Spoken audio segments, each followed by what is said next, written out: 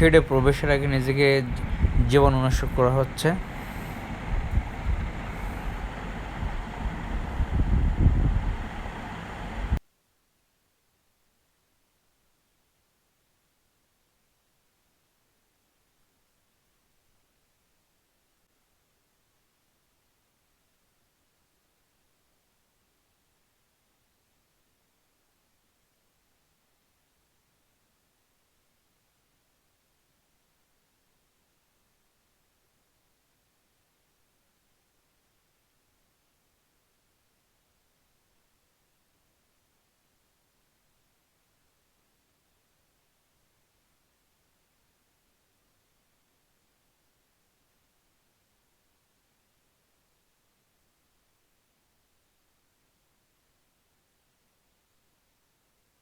সকাল 8টার সময় এখানে আসছি।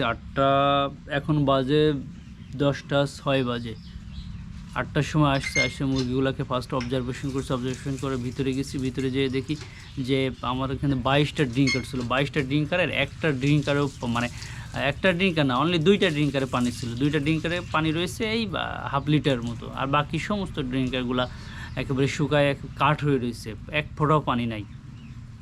আসছি, মুরগিগুলোকে খাবার দিয়েছি। খাবার দেওয়ার পরে আমাদের 12তম দিনে আমরা খাবারের পাত্রগুলো একটু উঁচু করে দিয়েছিলাম। 3 ইঞ্চি মতো উঁচু ছিল, আজকে আমরা প্রায় 5 থেকে 6 ইঞ্চি উঁচু করে দিয়েছি। 23তম দিন আজকে, 23তম দিনে। তো আমরা চাই মুরগিগুলো দাঁড়িয়ে সুন্দর করে খাবার খাক, সেজন্য পাত্রগুলো উঁচু করে দিয়েছি। উঁচু করতে যেয়ে বেশি দেরি হয়ে গেছে। খাবার দিছি, পানি দিছি, এবং পানি যখন দিই, পানি দেওয়ার পরে যখন আমি ভেতর থেকে বের হয়ে আসি না, পানি যখন আমি ডিসবার্স করি, তখন আসার সময় দেখি যে একটা মুরগি একেবারে থোপ হয়ে রয়েছে। পরে আমি একটু নাড়াচাড়া দিলাম। নাড়াচাড়া দেওয়ার পরে দেখছি তার কোনো অ্যাক্টিভ নাই। অ্যাক্টিভ না থাকার পরে আমি উঁচু করে দিলাম যে মুরগিটা গরম রয়েছে, কিছুক্ষণ আগে মারা গিয়েছে। তো ওটাও মারা যাওয়ার পরে মনটা ভীষণ খারাপ হয়ে গেল যে 9টা মুরগি মারা গেল আমার আশপাশ থেকে। এই 0 ডেজ থেকে 23তম দিন, আজকে 23তম দিন পর্যন্ত 9টা মুরগি মারা গিয়েছে মোট। পরে ওইটা শেষ করে পানির পাত্র নিয়ে যে আবার ভিতরে গেছি, যে দেখি একটা মুরগি এরকম ঝিমাচ্ছে। একটু তাকে নাড়া দিলাম, নাড়া দেওয়ার পরে কোনো অ্যাক্টিভিশন নাই। তো সে সুস্থ ছিল, নিয়ে আসলাম। কিন্তু আসলে এক সুস্থ মুরগির যে অ্যাক্টিভ, সেই অ্যাক্টিভনেস তার মধ্যে নাই। বাইরে নিয়ে আসলাম, নিয়ে আসার পরে জবাই করে দিলাম। জবাই করে নিয়ে তাকে একটু পোস্টমর্টম করে দেখলাম। পোস্টমর্টমে ভাবলাম যে লিভারে কোনো প্রবলেম থাকতে পারে। আসলে লিভারে কোনো প্রবলেম নেই। একটা সুস্থ মুরগির লিভারে যে ধরনের থাকে, সেই মুরগির সেম বেশি লিভারের অবস্থা। লিভারটা খুবই সুন্দর, আপনাদেরকে আমি এর ছবিটা দেখাই দিব লিভার। তো আমার যেটা মনে হয় যে এই মুরগিগুলো রাত্রে অত্যন্ত বেশি আরাম থাকার কারণে শেডের যে কোনো একটা কর্নারে গিয়েছে। কর্নারে যেয়ে তারা একটা ঘাপটি মেরে থেকেছে। ঘাপটি মেরে থেকে ওইখানেই সারাদিন সারা রাত ঘুমাইছে। এই যে 10টা বেজে গেছে, তাদের ঘুম ভাঙে নাই।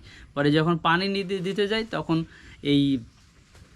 তাদের ঘুম ভাঙছে। ঘুম ভাঙার কারণে তারা সারা রাত যখন খায়নি, সারা রাত না থাকার কারণে তাদের স্টোমাক একদম খালি ছিল।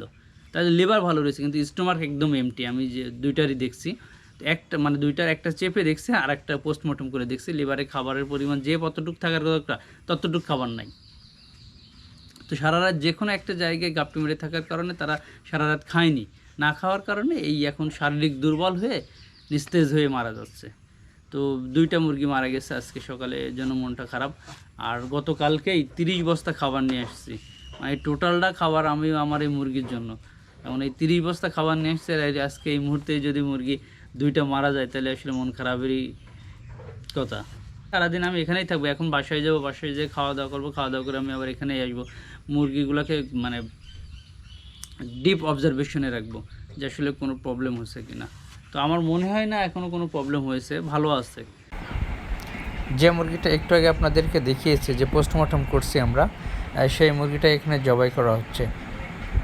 জবাই দেওয়ার পরে আমরা কিছু সময় ওয়েট করব।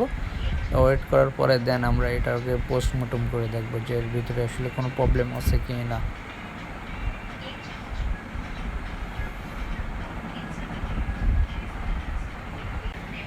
আজকে সকালে আমরা লিকুইড এনজাইম ইউজ করব। তো লিকুইড এনজাইম আমরা যেটা ইউজ করবো, এটার নাম সেলুটাস প্লাস। এনজাইমটা খুবই ভালো। আমি এর আগের 1-2টা সেশন আমি এটা ইউজ করছি, আর রেজাল্টটা মোটামুটি স্যাটিসফাইড একটা রেজাল্ট পাওয়া যায়। তো এটা 2 লিটারে 1 ml ইউজ করব।